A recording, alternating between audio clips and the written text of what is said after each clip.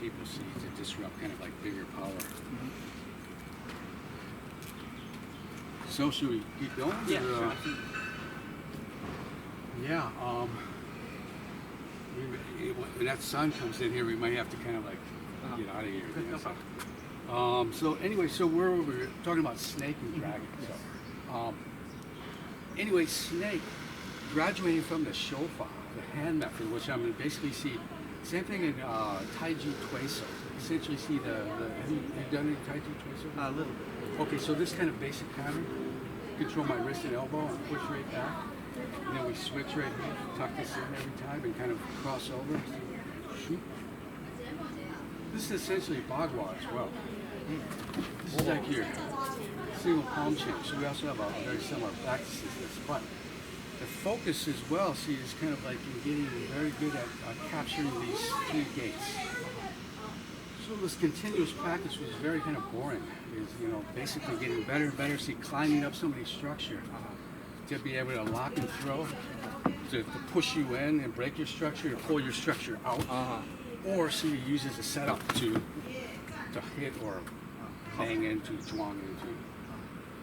So, at any rate, snake, from here, get very good at this. See, whoever you approach, if they play this game where they have, see, an outward hand right here, you always basically see, understand how to deal with this backhand. The backhand is a stupid one. It's not as apt as your front, kind of like the smart hand. So basically you're playing this kind of didactic game with this one, where if he doesn't guard, I've got the emptiness, somebody knocks on the door, and the people inside, they don't come out, or I knock on the door and they come out. So either way, you got to win, because if nobody comes out, you go in and burble. If they come out, then you foul. So it's the same thing. You'll take that stitch. I can see this line right here. This line is very dangerous because essentially this line is your spinal control. If I can control your head right here, you see evolution, spinning of the body. That again kind of like discharges and dissolves the strength into something more manageable. So get very good at this with snake. See, either from a very kind of like tactile, close, small version to a very usable. Bagua, Taiju, Xingyi, they all use this basic opening. This is also, you can consider like Xingyi Kichuan. Oh.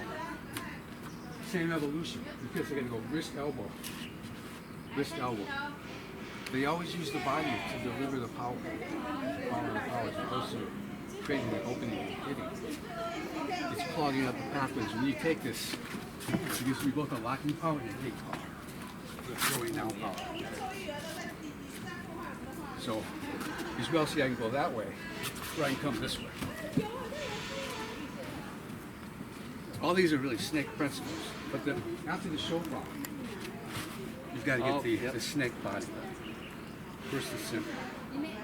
Is that in and of itself is the chuang power? Then I go down to the snake tail. And it's that lift, that reef. So you want to have all three of these. Because this by itself is just the shofar. Yeah. If I go in deeper with the body, you got like a body zhuang and also see just a regular hip throw right here.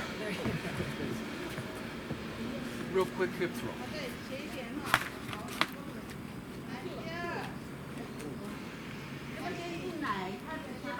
Or lower.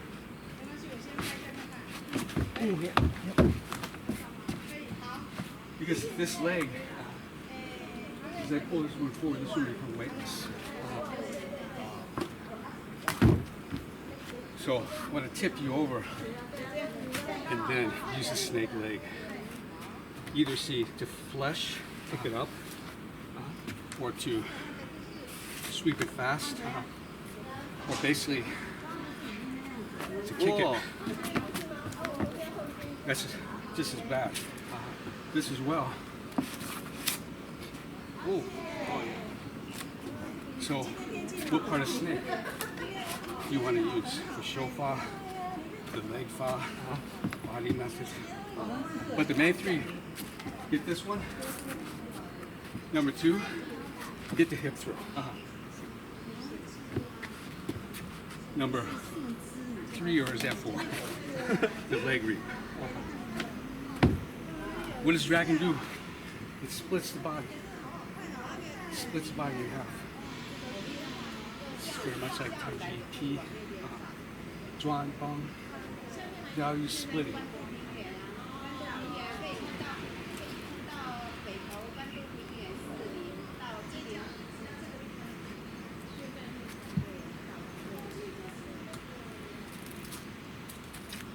So, you want to practice those too, or? Sure.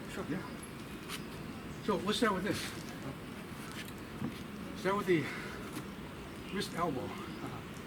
I'm going to just rub your the elbow, the center finger. Because basically what I want to do is I want to get down to the Lao Gong right. The elbow itself is supported right in the Lao Gong. The reason is because if you have a Lao Gong, then you have like a foot, that creates like a grab and a push. You see, having this like Lao Gong allows me to equally use the supporting power, or see the other, which you see whip you this way or push you that way. So this is a change point. So it's a body handle that has like a binary use, or you could say 4 uses. Hook to the outside, you can push straight in, you can pull down, and it can lift up. So lifting up is normally preferred in most squats. You have some kind of like variation of those 3. But see, get used to this. Wrist, elbow, control that. Just get better and better controlling this wrist, elbow, wrist, elbow.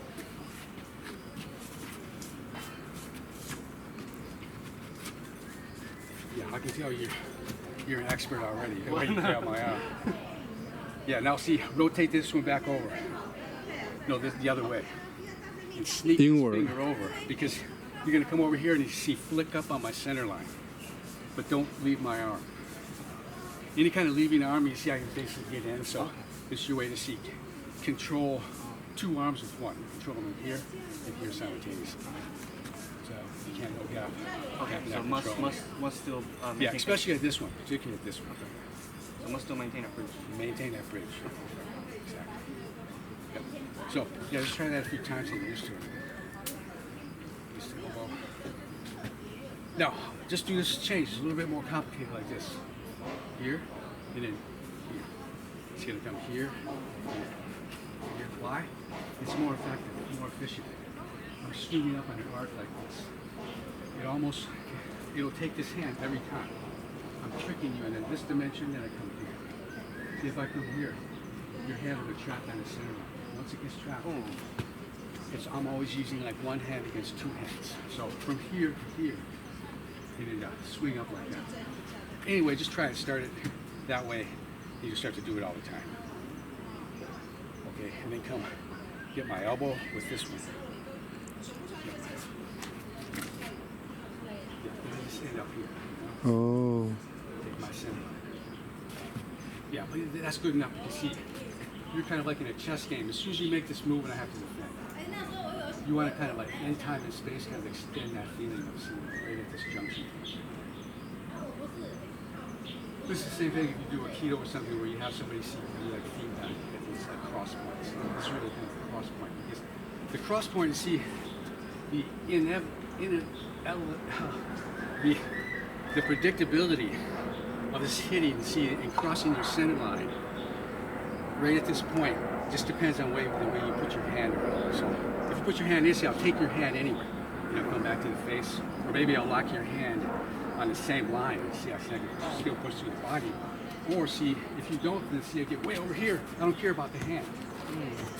I don't care about the hand because it's way over here. So I got to make that decision right here to come like this, or see, to come back here.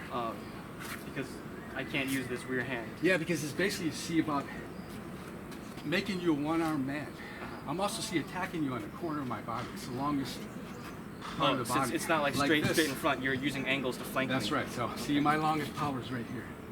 I'm getting you also to see to fight on that. So when I attack you, I'm always dealing with the one-armed guy. Now see, I got 2 controls. 1, That's basically what you end up with every time. 2 controls once. You know, I have my Tui, Hong Yixiang, see? Oh, That's on. Yeah. That's on. Uh-huh. So, you know, if you know that game very well, see, you already kind of know what this game is. This is a little bit more active version of that because now I'm not just using like forward and back, stepping, standing, and wave motion, but you're also starting to use like Bagua circle walk. Because Bagua circle walk is doing the same thing. It's playing the Tuiso game, but now it's on the circle. So see if we do Tuiso here on the circle while we're walking. I saw this. See, you start to see the energy changing right here. See, Taiji plays more of a horizontal game. Bagua tends to see come under. So I want to see you use this circle to lift under your structure. Oh.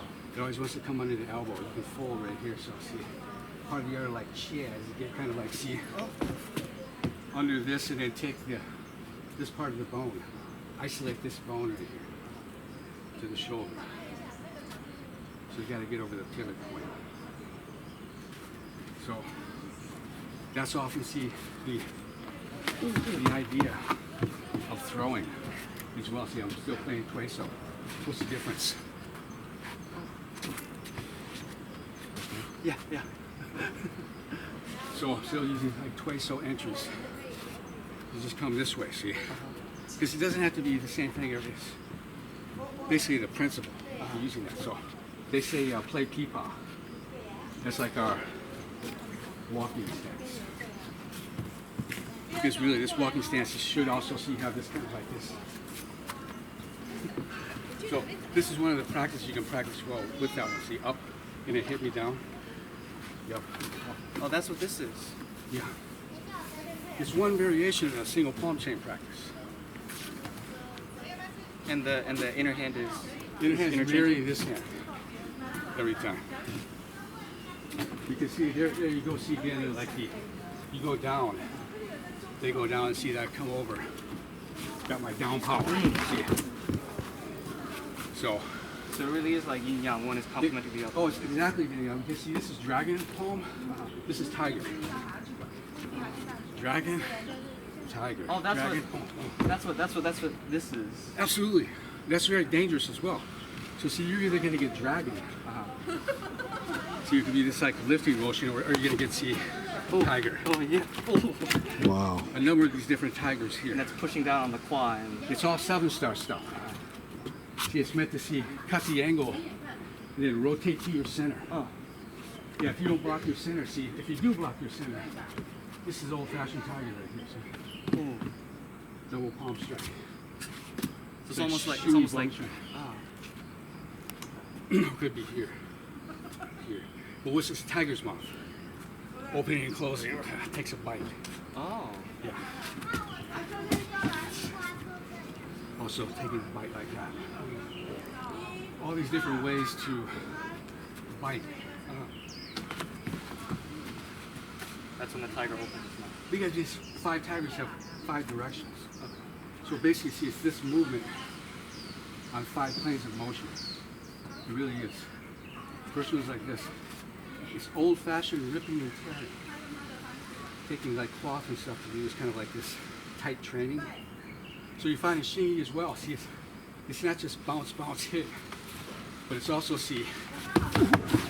drag you in the water. Yeah. See, it's really kind of like Zhanyi and Lin Sui a lot. So I'm always picking up the arm first. So these kind of options too. Because Pichuan is never just, Pichuan is the end of evolution. This is the interception. It winds in and it spits out on the inside, right? So the pathway is very long. So here to here. This is very easy to trick people. See, I come this way, put this on the center line, you block it. And that's almost like the dragon here. Exactly. And then you go That's right. It's called Gaisho. cover. Cover. That's what guy means. Yeah. Almost like you're putting a lid on something. Gover's Guy is like a big version of P-Tran. This is P, block. So yeah, whatever you put up, see, I want to when I go through it. It doesn't have to be hard, see, just touch. But I have to dissolve this first. So Otherwise, see. So you're also like trapping down the center line. Yeah, so this is a trap too. Here, or see, this is more kind of throwing stuff. Oh yeah, there it is. So you wrap up the arm, you like slide under. Uh-huh. Like this kind of like different contact points. That's very useful. See, it's good to like pull people in and then guy them down. So that kind of like, see, part of the guy is to pull you in like this, make you take this one and see, set it up. Because normally, see, you're gonna block. That's what I'm expecting you to do, but see, these are designed to kind of deal with the hands coming up to fold you or open you. So it should always be possible to use these kind of like the methods. And for dragon, that's the vertical plane. Absolutely. It's like doing, see, long P trend. Except the power tends to start, it goes over and down right here. There was a story about the Gao style Bagua. There's the, what's the guy's name? Two schools of thought on Guy. Because the, who's the Gao style's like recognized godson? Gao Yixiang. Yeah, Gao Yixiang's godson or nephew. I can't remember his name. He's very famous. Their school, they do see more of a kind of an upright Gaiso. So in other words, when they use Gai, I would say, see, they're using more like this. Upward body. See, I can still use my hands to kind of like push you down, flatten you down with Gaiso. But the other school, Wu Meng Sha, that's one thing I see. The Wu Meng Sha branch was known to have this like Tiangan kind of training, which kind of like dealt with this. Because a lot of this, see, what are you doing dealing with ground fighters? It's like a big sprawl as well, see. Oh, like getting lower to the ground. So like when someone tries to shoot for a double leg. Oh, absolutely. See, it's also going backwards. Okay. Or it can go forward like Kaiso. Their number one Hotian. Oh, yeah. And that's the ankle pick and then the... That's the very first Hotian palm. So it's almost like Peachum, but now it's even kind of like, even trickier. It just nails you down and teaches you to pick up that leg immediately. And that whole hit is that post-heaven palms that distill the fighting concepts into the straight line in 64. That's the first snake straight line. So you can see this concept lead right into the Kaiso.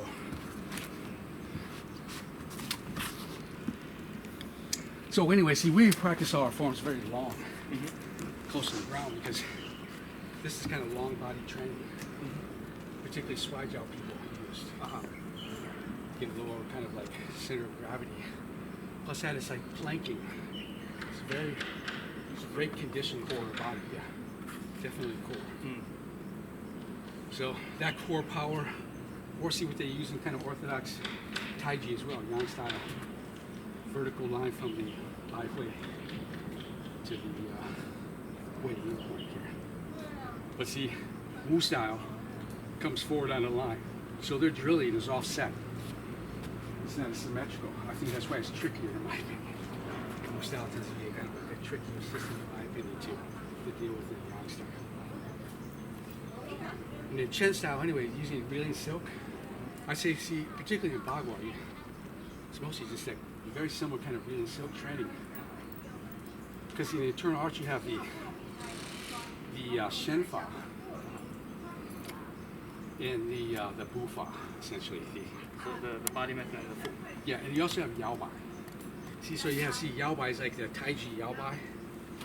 So essentially, most of Taiji is developing a power from the front leg, Shi kind of connection. So I'm full and empty, which I can change that differentiation. So you see kind of like most of the grassroots scale stuff, it's basically this power. This power might, well, you can go all the way back here and go 180 if you want to, but this is one kind of Shenfa. This is another kind of Shenfa. I could do Peng Li Jian as well, kind of like using this half-step methodology as opposed to using this power. This is a different power. Produce like more kind of like these kind of results, Fa Jing kind of power. So Tai Chi tends to be kind of like elongating your range of motion. So if you have throwing and stuff with it, that can be very, very useful. And you see the third one would be the moving stuff. So a combination of those three. In my opinion, if you do internal arts, you want all three. That's the big synergy. The original MMA stuff happening in internal martial arts. The different ranges of fighting. Yeah. Tai Chi, Xing Yi, Bagua happen to kind of like correspond to those three categories. So, and you see Tai Chi in general, once you learn Bagua and Xing Yi, in my opinion, you have an advantage over people from the foot method point of view. Yeah, it's interesting. I remember watching that old Way of the Warrior documentary that featured Hong Yixiang, and actually he taught Xing Yi and Bagua first because he said Tai Chi was the hardest, which was like really interesting to me because Tai Chi is probably the most well-known one. Yeah, and I think they believe anyway. See Tai Chi, the shofa, the real complicated shofa is in Tai Chi because it's not the same in Bagua and Xing Yi. It tends to be like in general. See, Xing Yi's doing something like this. It's going from point to point, right? It's using this kind of like setup from the outside to get it arranged and posture. What was the other one? What were you talking about? Okay, Bagua, Xing Yi, Tai Chi. oh yeah, so the same range of motion anyway. See, in doing this kind of like this Yao Bai motion, it can be huge. It can be very powerful. You're developing basically your waist power. Kind of swinging waist power. Wow. So see, if I want to see, I can use like a very short kind of like rollback. It would just kind of like see like arm break like that. Or I can usually see super long. If I just usually see my stepping like this. But see, it's going to be different than if I keep doing this. Then the range of motion is so much longer. If you're used to doing that, see, my range of motion is probably going to beat yours because I'm used to using the step in between the steps to deliver your power. That's what they say in Bagua. They do like the walking throw, where see you walk in and set the throw from the walker from the walk in. And that's Bagua. That's circular. That's Bagua. Just me see you kind of like Deng Hai Chuan was kind of famous for going through these like big crowds, apparently like somewhere in a forbidden city with, I don't know if I can believe these stories, but the idea anyway, see, is like how of course he effortlessly moved through the crowd in these different ways. And so these kind of like these motions, of course, that kind of see use your power to, you know, give the throw some power. Not using your power. So any kind of deflection is my this kind of understanding kind of a way to generate power. So that's really going with it. Absolutely. So that's why Aikido people are probably most attracted to Bagua because it follows that momentum theory. Yep. I got 2, 3 Aikido students here. That's what they're here for. They tend to be kind of like more on the yin defensive end of everything. Right. Where we tend to see, in my opinion, see this is more interesting in some ways because it's like divination or reading the future. So you throw the coins or the sticks or whatever. So see, this is kind of like I'm doing that. I'm setting up the situation. So in this role where you have 2 arms and I have 2 arms, it's basically see the third one is always going to win. I want the third one every time. That's why this game, so it's a game of tic-tac-toe. Yeah, you take that one. See, I'll still get you at the end if I start first. Tic-tac-toe, you start first. So it's you'll win. So it's setting up strategies, seeing the future. That's why it was called Bagua, that 8 trigram. Yeah, so you elicit kind of like, you don't just wait for an answer. You elicit something to give it and you get an answer back. That's why it's called Bagua, because Bagua was introduced. I would say that's one of the reasons, anyway, from to a tell the future philosophical point of view. Because that's why we kind of like start more kind of like active than passive. So it's like they make that analogy of going to the temple and seeing just like standing there and waiting for a sign. But what you know is you burn something or you make a prayer or whatever. So this is like the knocking on the door. But you know, all these analogies of door knocking are very interesting too because they're all this binary how to get the third one. How to win on the third one if you start. So that principle, I think, it gets more creative in terms of not waiting for this like perfect opportunity or it doesn't have to be that. You engage and you set up. Yeah. So it can also be, see, I can kind of like go towards you and go away from you at the same time. So there's that possibility, and I think Aikido people like that too because in Bagua you have like 3 eyes. These two, and this one, the hand. So see, I can only turn this head when one eye is like looking that way. So see, when I know, see, I got the slack out of your arm, I'm safe for a moment. I can drag you on this before you kind of catch up to me. So it's only at that moment, see, kind of like right here, that I can look away. This is what they call pan and gu. Taiji has like the Hong Yixiang, And then looking yeah, pan and gu. So real kind of like, more has to do with, see, this kind of crisscross idea. Because it's a setup of pan and gu, yeah. It'll trap you every time. So pan and gu as well, kind of like they talk about you instigate the principle as opposed to passively wait. So that's what full pan is. That's what looking left and looking right means. Pan and gu has, in my opinion, two main meanings. One is, see, gu is 顾你自己的顾，照顾你, right? 照顾. So 照顾 is to take care of, and that's the gu means to observe your 7 stars. Your 7 stars is kind of like locations in the body. And pan is to see, to look at his 3 lines. The opponents. Yeah. It'd be like your Santi shirt. Oh. Yeah, so basically, see, I have my attention on gathering my 7 points. That gives you essentially like Hong Jing power, you can say, whole body power. But see, then I put my energy, I take that point and then line it up across his 3 points. Xingyi does that all the time because see, Xingyi's a game of like this, kind of see beating you out here. As I get my projection, see this kind of like little line that people try to protect right here. Everybody's going to be very kind of like, this is like, you can't go too far this way or that way without kind of like, before you decide, no, you can't do that. So you're playing this game right here. So see, Xingyi really banks on that as well. See, I project this way. You get all my, basically, it's going to be hard to deal with this projection because you're playing with, see, that 3-point center line all the time. These hands are, see, even here, they're really just going right down a path. It becomes very strong. That's the microcosm orbit. It is when you start using this cultivation here. Yep. So in Pichu, for example, open and movement. Oh yeah. Roland. Go up to the, Yeah.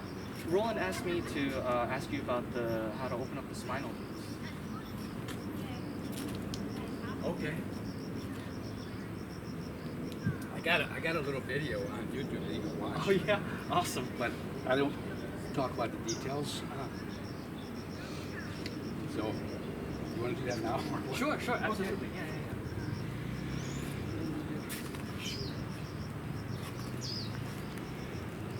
So Mingmen has a specific point in the lower back. Well, if you do internal martial arts like cultivation practices, because there really is a line between cultivation and martial arts, but they do blend together. So the martial artists, essentially, I would say most of them have the gate opening exercises. That's normally kind of like the secret stuff. You want me to hold you You won't get it unless you like buy shirt or something. Oh, yeah. So it can be very sneaky. People kind of like tell you it's supposed to be this way, or they're like telling you like one little thing. But essentially, what you want to do is you want to open these kind of like the cervical gate, the lumbar gate, and in the space between that, which they call the middle gate. So you have the lower gate is the lumbar gate. Cervical, yeah. So it's basically it would be where like the Mingmen point is in acupuncture. It's kind of like the lowest point of the arch of your lower back. You just stand up.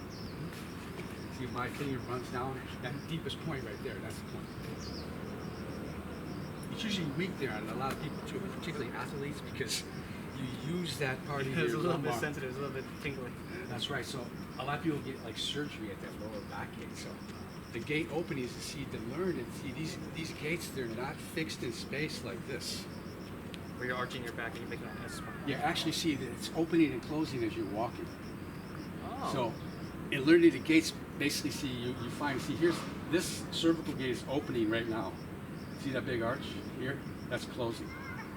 Now when I come down, see that's closing, and this is opening, and this is closing. Because when this comes down, see, it's not the what they call tiger's neck. Tiger's neck is to get that kind of feeling like you're hanging from the ground. So if you can implant that in your regular kind of like street walking, it's really, in my opinion, the most natural way to walk, because you don't have to concentrate on kind of like your self-consciousness, but you just concentrate on delivering to see this ting right here. Because see, essentially that opens my cervical gate right there. So that's the first of the 3 gates. See, it's this exercise that you do like this. But in regular forward walking, it would be right here. See, because I'm emphasizing as I pull the chin in, the chest lifts up and the cervical vertebrae elongates. That's the up and down ting, those 3 movements together. So this tucks in, this lifts, and this spreads.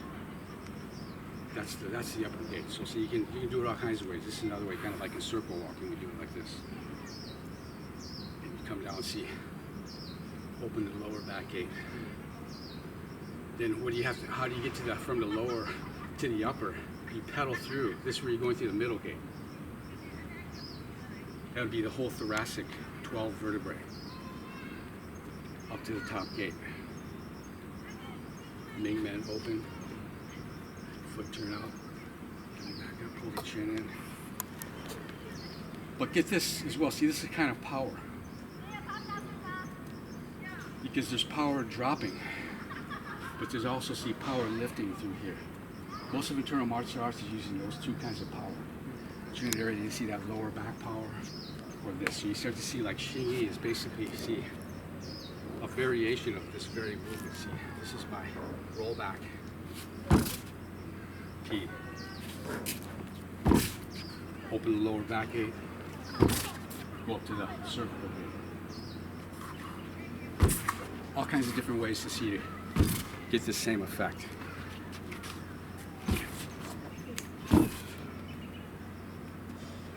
Well, this is, see, just showing these 2 gate openings. You're doing Xingyi. You want to cultivate.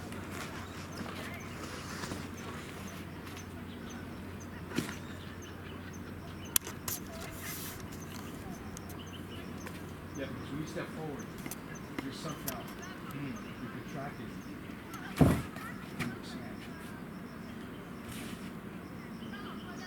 Maybe we're getting off topic here. No, no, no. I think this is really interesting. I always thought that whenever people did internal, they always had to focus on that natural body. They always had to suck in the inside of their chest. Misnomer. Big misnomer. In fact, see, I would say all those people that talk about Peng Jing,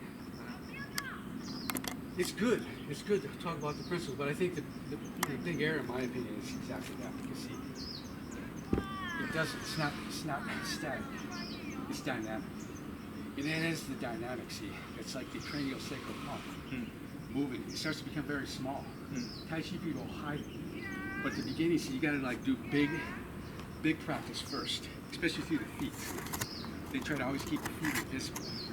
Tai Chi, but if you're not doing this big training at the beginning, so you'll never develop that small pump. Kind of like take it from this very big, very simple, open and close, to smaller and smaller. And then what does that do? See, it becomes a step. Oh, that's the P right there. Yeah. So that's distilling the P trend into binary states. Absolutely, because you got your standing T-fon, lifting and dropping spinal gates. So see, that's why I mean this P could be this short, or it could be a lot of people, if you're practicing leg power, then I'm gonna try to like leap over there. Because sometimes you got to do the Jing training just to make your small power better. Do the real gut wrenching wushu like workouts, and that serves well to get your, in my opinion, to prepare your mind. That's why when I met Roland too. His Bagua forms are really good. I thought they were really good. And I think you told me about his background as well. He's had some other kind of Kung Fu background. So his postures, they look very, very nice. Yeah. So I think it has mixed backgrounds. It's probably better, I think, when you start Bagua to get the come from some other discipline. Yeah, I think one of my first wushu coaches, one of the seniors I used to go to, he said that if you're gonna learn Bagua, your already has to. You can't just like jump straight into Bagua with no previous background. You gotta have some base, some foundation. Same thing happens here. You see a lot of people internationally go find a gold teacher.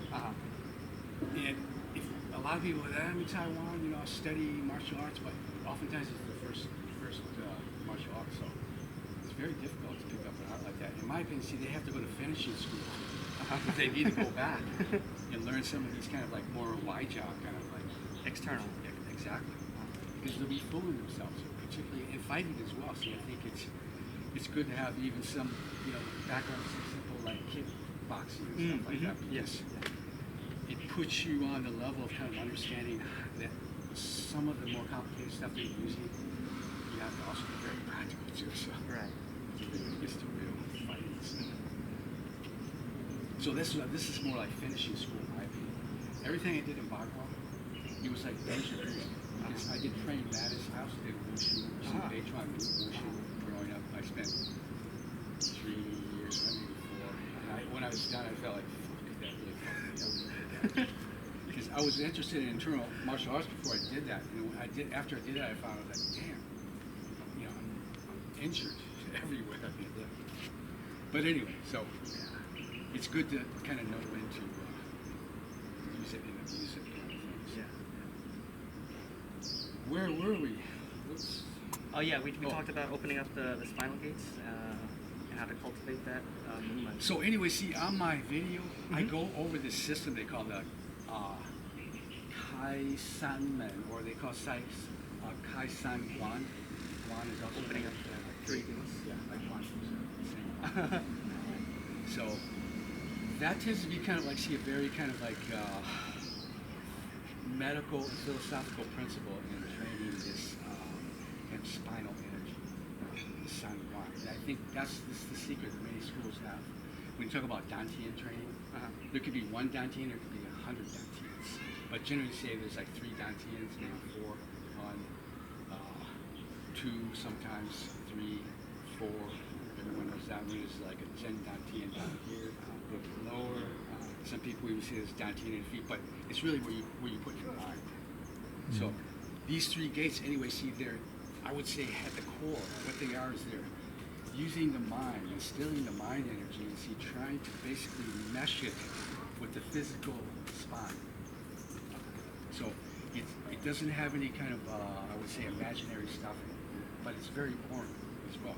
With the opening of 3 gates and the T-Fang, opening of 3 gates is to open each gate manually. The T-Fang is once you open the 3 gates manually, then you have a system, basically, see, to pump the energy between the top gate and the bottom gate. See, I'm opening my Mingmen right now, and I'm letting my neck collapse. Now I'm going to let my neck, cervical gate open, and my lower back gate, see, will arch and close. So this is like the T position, right, to lift, and the Fang is to let down and open up the Mingmen. Any internal martial arts kind of study, but you're going to get all the time. Open the low back, open the low back. But it's not stuck open. You're moving through, see, this range of motion. This shows you the range of motion that belongs in these gates that will keep your back healthy. You know, it's a right way to produce spinal energy. These gates are normally weak in most people. This is why you go to see a chiropractor, in order to see cervical or lumbar conditions. So this is kind of like an exercise.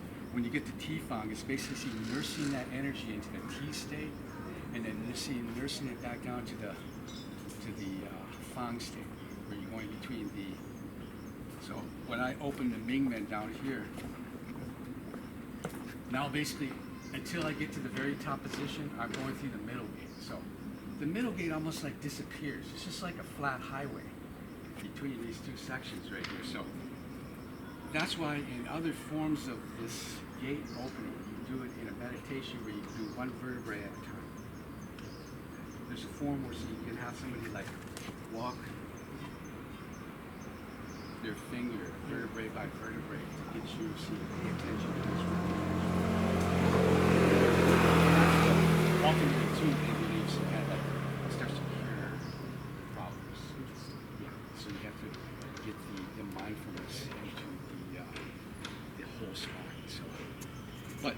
the more kind of like convenient thing is, see, you can every day, several times a day if you need to, see, open these spinal gates and practice, see, basically this fluid motion of opening it and then closing it. You need to find both ends of that extreme.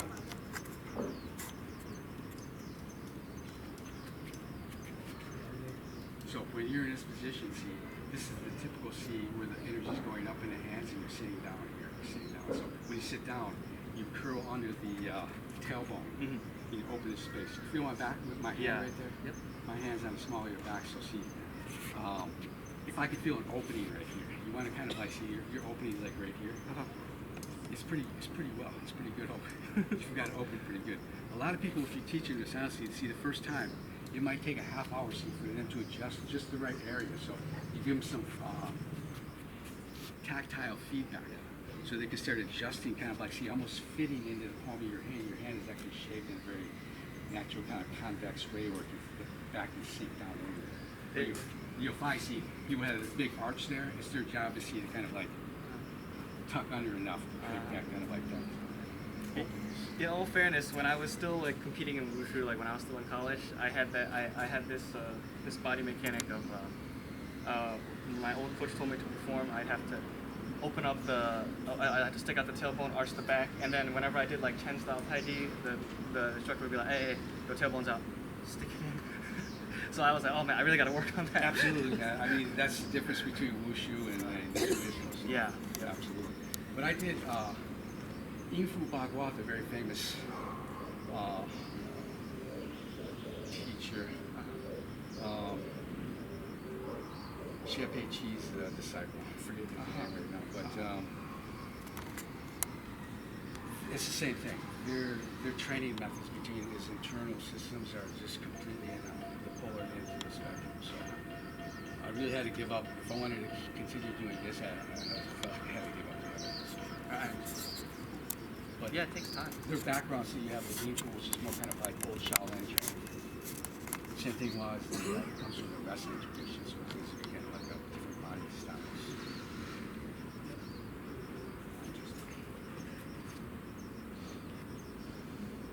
And yin is more like striking based because it's based on Shaolin. Yeah. In fact, the Xie Pei Qi's group, they walk like a 4 quadrant, they walk a square, essentially. I learned Phoenix fist. They have 8 palm shapes. Is that palm like this? It's not like. Well, they have 8 different styles. They could say, see, Yingfu is actually the 8 animal bagua. It's really good. It's the 8 animal bagua. So like lion and exactly. bear. In fact, lion is the very first kind of like posture. Yingfu bagua, as I understand, I might be wrong. It's been a while since but that's kind of primary kind of strengthening posture of what they have 8 different. It really varies though. From all the Yingfu schools, I mean, you never guess that they were related sometimes. It's like, what? Because they all do it so differently. Yeah, I mean, in a short time, the things have really, yeah. Not to mention, then you have the Chenting Hua, like Gao style is a part of the Chenting Hua system. It's so many variants of that as well. So, more gate stuff? Or Yeah, sure. Yeah, absolutely. Whatever you want, man. No, Just yeah, let me know, absolutely. I think that's super important for like cultivating the back. In fact, I noticed that when we're expanding and contracting the spine, it's almost the same thing as what like yoga does, where they try and focus on Absolutely. the health of the spine. Absolutely. I mean, this is the yoga of at least this Yizong Bagua stuff. Okay, not everybody in the Yizong system does it. In my opinion, that's the most valuable stuff. So you really can't take a lot of this kind of training. You have to kind of downgrade it, de-engineer it a little bit for the common public, but there's a lot of things that are very easily transmitted there where people don't always want to do martial arts, but they want to do training. And how long and how often would you recommend doing this exercise? Well, first of all, they go through these like 3 stages. At the beginning, you want to basically refine the mechanical principles. That is, keep the fingers exactly at a midline. You want to find the ball of the foot. The ball of the foot is considered like a cup. It has a certain kind of like way that you want to stand on the foot. It's the same way if I'm standing on sitting on a leg in it. So, but that ball of the foot point is very important. So find each one at the center line. You can see in this up position, yeah, this chest all the way lifted up. Got the chin pulled in. Leg out. So, and then as you come down,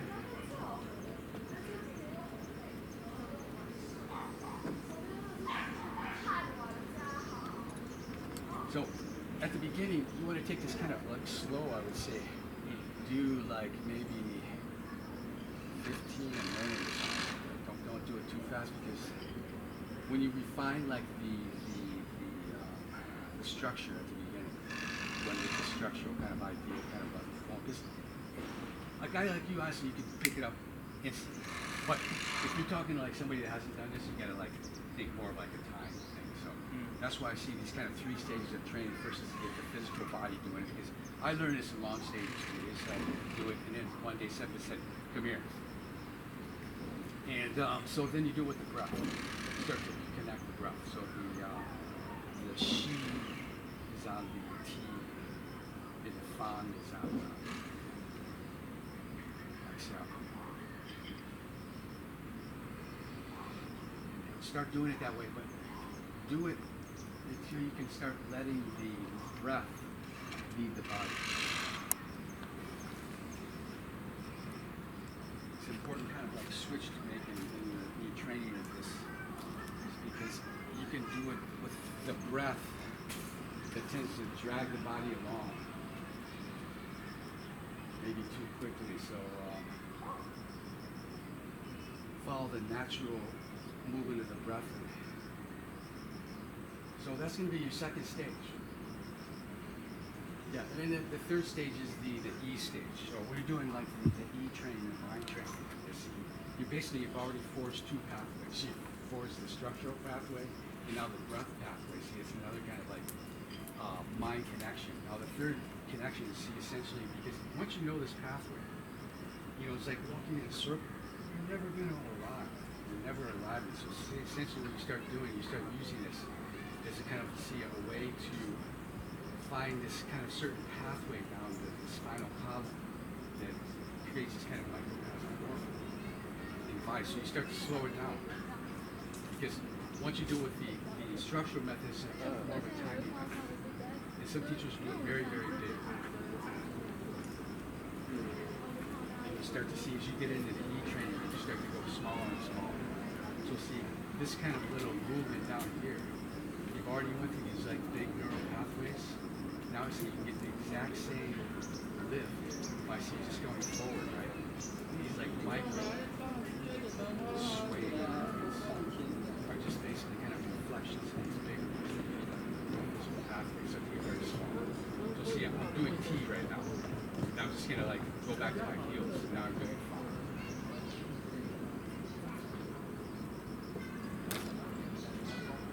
So when you do it with the mind, see, you'll oftentimes lose sync with the breath.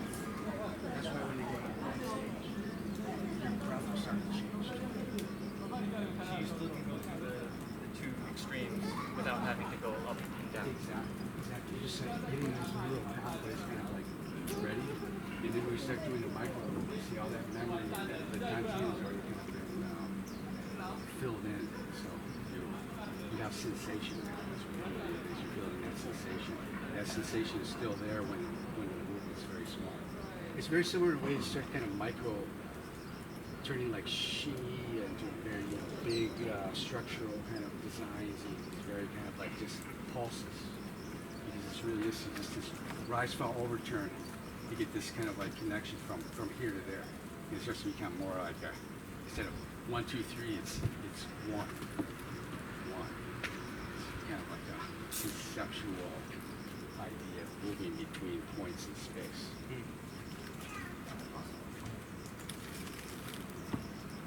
It really is. It is a kind of conceptual idea of being able to move through from point to point, but it's also depending on the bridges that they give you. That's why I see Xingyi is never about a hit going through a hole. Teach, see what I'm doing is I'm using like a tiger. Tiger uses this metal meridian right here. It's the metal tiger. So see, what does it do? It reels you in. P-Chun does the same thing because you can come right at the center and kind of like go tap, tap, tap. But see, generally, see what P is doing. This is the P fist coming up like this. It's like more like a cone shape. The reason is because this tiger's mouth right here, it can either be like this, or like this. I'm still opening the tiger's mouth. Yeah. So see, when I come up, I'm using this. She needs a lot of connection through here, but at the end of the day, see, what's P? P is just like this old-fashioned kind of ripping the fabric. You know, that's how they do the old training. See, you get this kind of finger training too. So It's neat. yes, it is a knee. So see, when you grab somebody, you're pulling and then you're hitting at the same time. It's very dangerous that way because see, you pull on the easel, they pull back. See, it's like I can pull on your body, or I can just see kind of like grab out. You pull on some, wait for your resistance. That's what I'm waiting for. Yeah, because when you resist now, you come back. So if I get that kind of like, see, like a kid playing, pull this out, wait for you to resist. So that's my tiger right there saying, reel you in. And then see, this whole motion is gonna go. See, I never let go of your arm. Still, I don't still want connected. this. Still connected. Yes. That's why I really did become more like grappling, see. If we're in this kind of situation where we're gonna grapple, see, I'll use like P-Twin every time. The 5 tigers are the best because they give you different angles of kind of grabbing. And then when you transfer into the final posture of P-Train, it actually is like more Zuan. Well, P is going up and see ending at the cervical gate. It comes over the cervical gate. Zhuan comes from the lower Mingmen gate. So you have the tailbone, which is really you kind of see hitting somebody with your tailbone when you hit with Zhuan. So see, and that's happening with this. I'm pulling in with this one and tightening with this foot, tightening with this hand.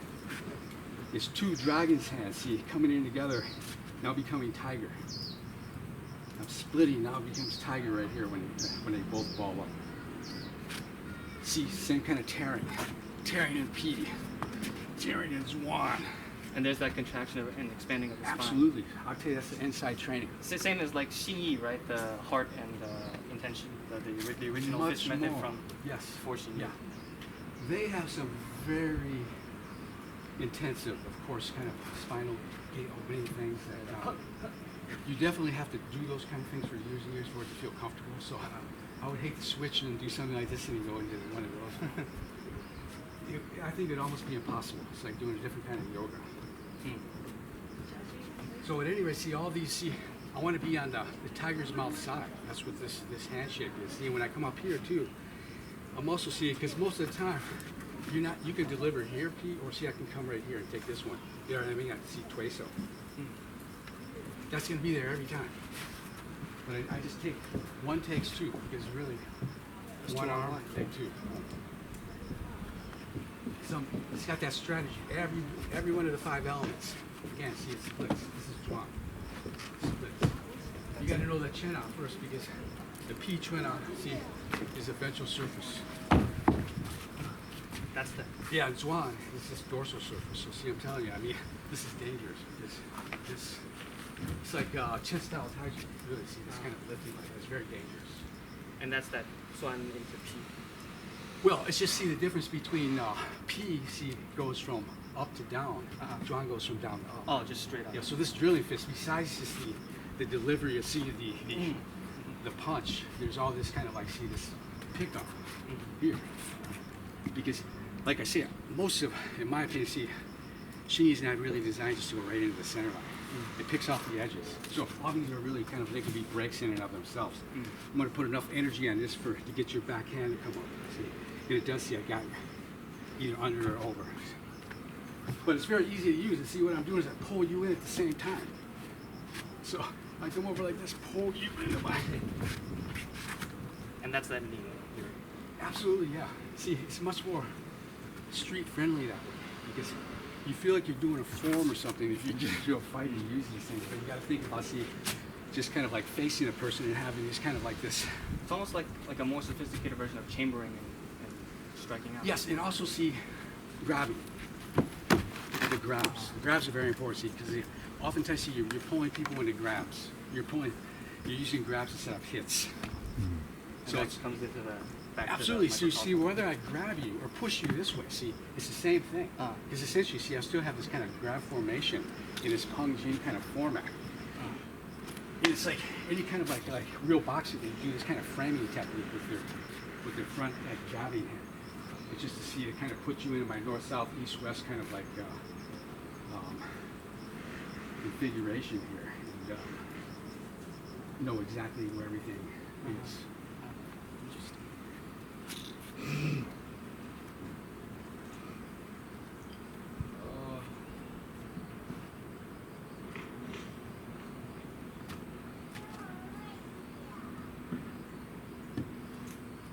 So, Bong Chen did exactly the same. See, it's splitting. This is all old-fashioned kind of like karate. The famous like two-handed double block. It's really kind of like, see, this splitting apart. Where the other 5 tigers are the harmonizing. You have the opposition powers, and then the powers that work together is 2. But every one of the 5 elements you can look at that way. I'm using it again. See, wrist, elbow.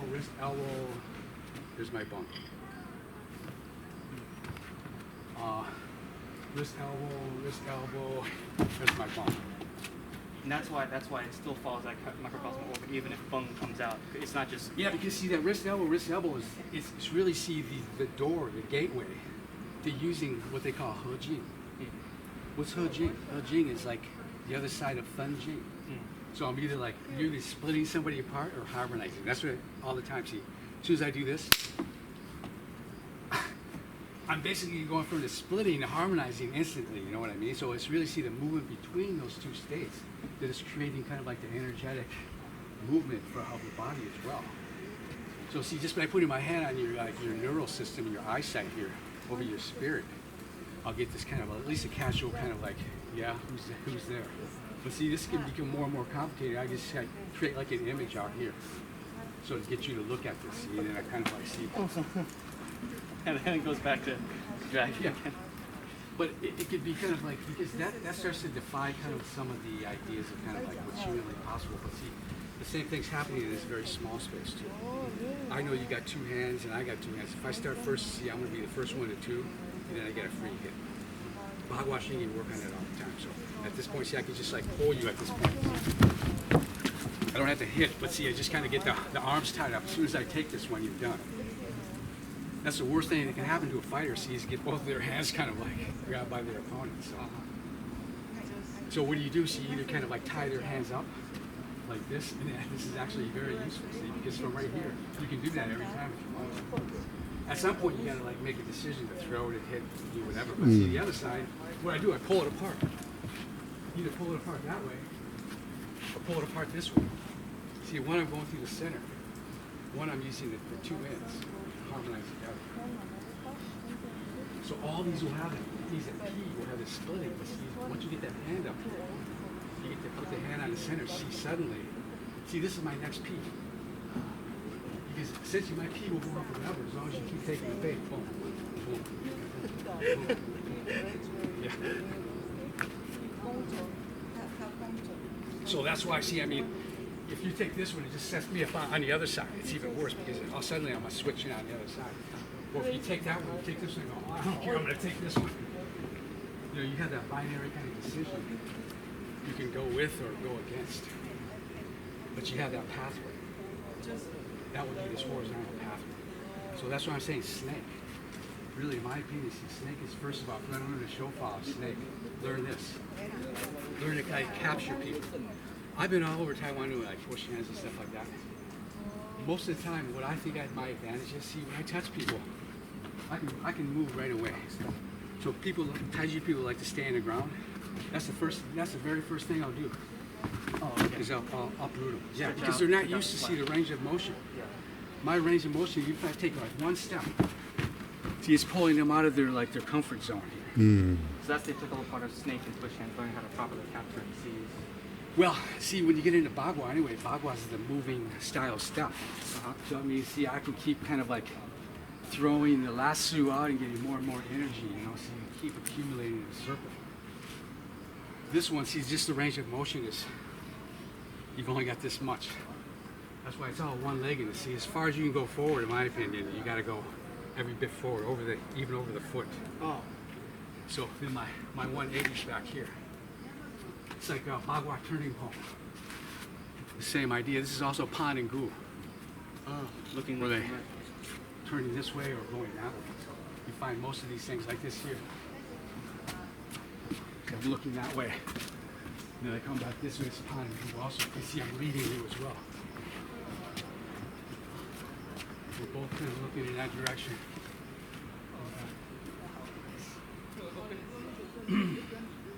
But see, that's very useful as well because these were like Fen is designed to kind of like grab your structure. Because when you're not deep into the ground, it's going to be easier, see, for me to rag down your structure. If you're planning down, it's going to be much harder to do. So that's what I'm saying. This stuff, it's really the roots of like Zani and Nian Sui. You take care of that. Okay, it's very, very good. You see, all this has Zani and Nian Sui. This one too. So let me see right away. I don't have to go that way. I just pull right through that top arm. Chin style Tai Chi. This is the bread and butter. Right here. So this is the first thing you get from Chin style Tai Chi. That's that. Again, going back to the spiraling, that sick reeling. It's like Bagua snake. See, snake is like this. Or it's like this. This stance is really like this. It's another version of this. And The that height snake is all about this. It's about throwing. And It's that- like chanting qua. And that hides that side. Well, what it shows is, see this lower basin. What snake really likes to do, it doesn't have to sweep your foot out. See, it just sticks this long leg right through the center. So that means, see, no matter where you go, stick that thing through. That's another And benefit. throwing, what are you doing? See, you're picking the foot up, maybe sweeping it through. But it just shows two options. One is that snake tail. That's often enough, see, just to get this leg back. I don't really have to step up.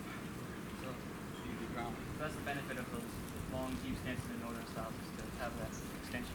Well, that and this, because most people, you ask them, see, how do you pick up the foot? The same idea. This length has a meaning here, it has a meaning here. So if you stand up, see, it's this. My first movement is going to be, see, this kind of coast step. Oh, kobo. That's the ko. But see, basically, it's my way. You gotta take care of this hand and this backhand at the same time. If I do, I'll get you every time. I'll pick up your leg every time.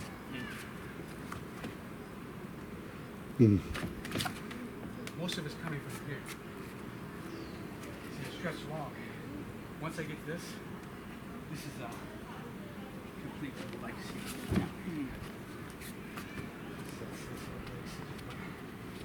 that's this forward movement you gotta be able to step along. Get this one. Because most people, their energy is staying out here. So. And that's that shin biting, shuai jiao. Yeah.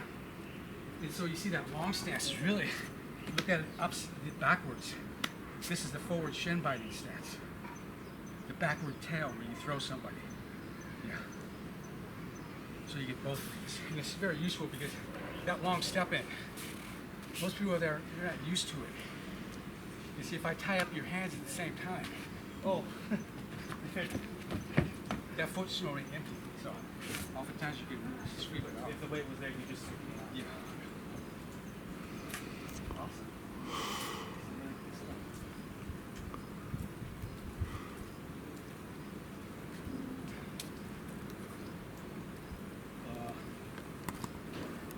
Snake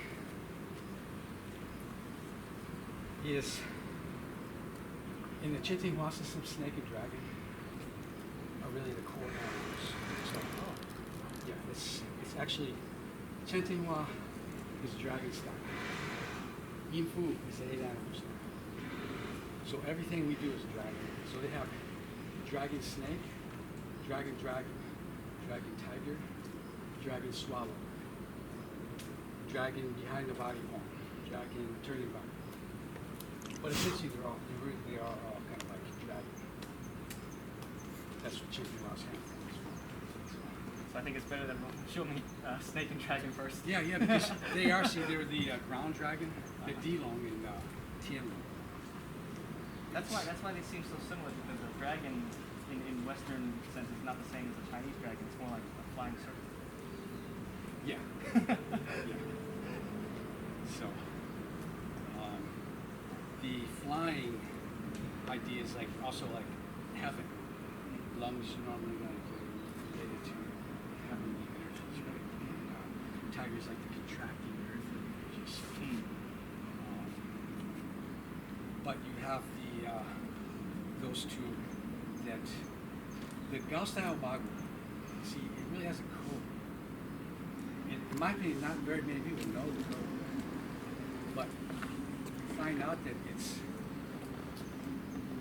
really, like, particularly the first four is the easiest code to follow, but it's the snake and dragon are related as a yin yang couple. And then you have tiger and swallow, which are also related as a yin yang couple. If you know that, there's a codex in those first four. That means, see, there's a relationship between snake, number 1, and number 4, which would be swallow.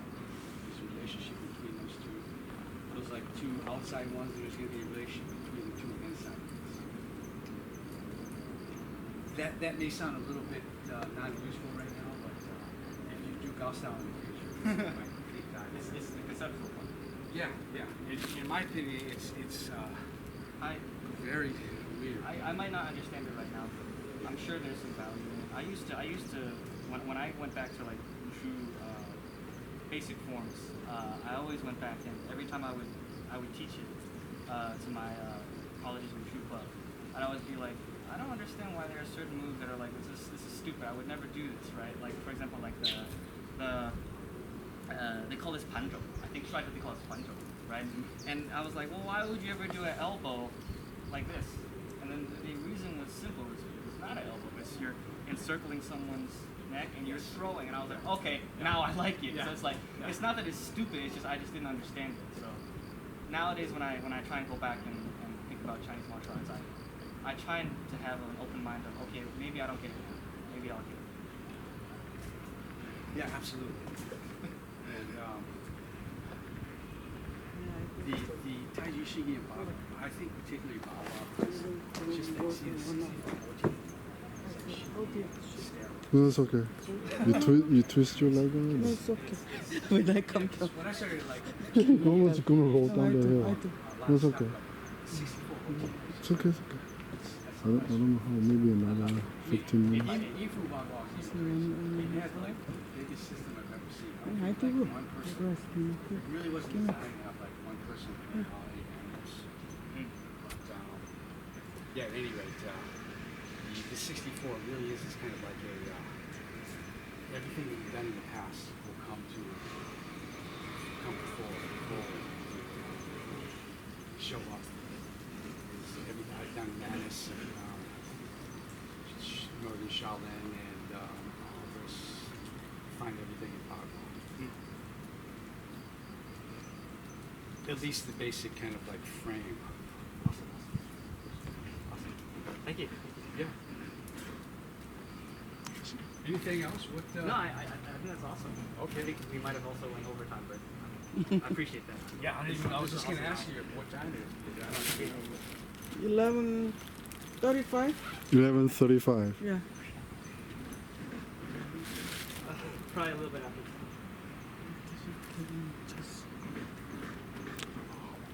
This is 801.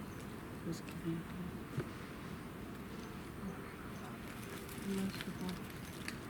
Maybe you have enough? Yep. Oh, you have some bulk in here. Thank you. Oh, nice bulk. Okay. I put in a little more than 800. Okay, hold on. More of your time. Oh. I really Well, I appreciate that, man. Yeah. Bulk is Yeah, thank you. I really appreciate it. Honestly, every time I go back, and honestly, Bagua was not really my strong suit. Like, my Wushu coach would be like, I want you to do 10 minutes of circle walking every day. And I was like, I hate this. Why do I have to do this? There's no point to this. And And to this day, I still have bad memories. It's almost traumatic going back to it again. But whenever I go back, it always opens my eyes to like internal. It's not just one static state or one way of doing things. There's always something and else. those basic like Jeep and Gong kind of things, man. The circle walking, I think the longer you do it, the more you appreciate it because it really does have a payoff, I think. I'd have to say like the one thing that I recognize out of circle walking the most was, well, I can't say that there aren't these benefits in other practices, but the one benefit that I had throughout everything else I did every day was the awareness of having the foot touching flat on the ground. I used to not have that. I had a bad habit of either going heel-toe or only ball of the foot. But like, especially jogging, I really it saved my knees, my ankles, my shins. That's a good point. That's a very good point. So there's so something much to of it. the injury happens from the foot up. And also pushing off helped me a lot with explosiveness too. Yeah. That's another reason I'm telling you got to do this like 3-gate stuff because the kind of like injury stuff that you get from doing these arts for years and years, that's the one thing that will help heal the. So I keep going back to them all the time because if I feel kind of like something not right anywhere up any of the joints, that's where I go back to is that 3-gate exercise. You know, so if you lubricate the spinal gates, it's considered to kind of like help also improve like the exterior joint system too. So good for the ankles. So when you say lubricate, you mean do the standing T and Fang? Yes. Yeah. Because start to do it, it starts to become where T Fang starts just to become like Zhanzhuang. Because you're doing it so slow. And you start to, in my opinion, it changes your standing practice to a way that you start to see opening and closing all your standing practices. So not just like stillness, but you start to develop these cranial sacral pump feeling. That's a very important thing. And it becomes like 2 becomes 1, 1 becomes 2 kind of thing. Awesome. Thank you. Yeah, you're welcome. Many times when you feel like something is boring, there's a reason behind that. They want you to repeatedly doing it. There must be a reason behind it. So. Yeah, and the circle walking or standing for Shi, circle walking. Right.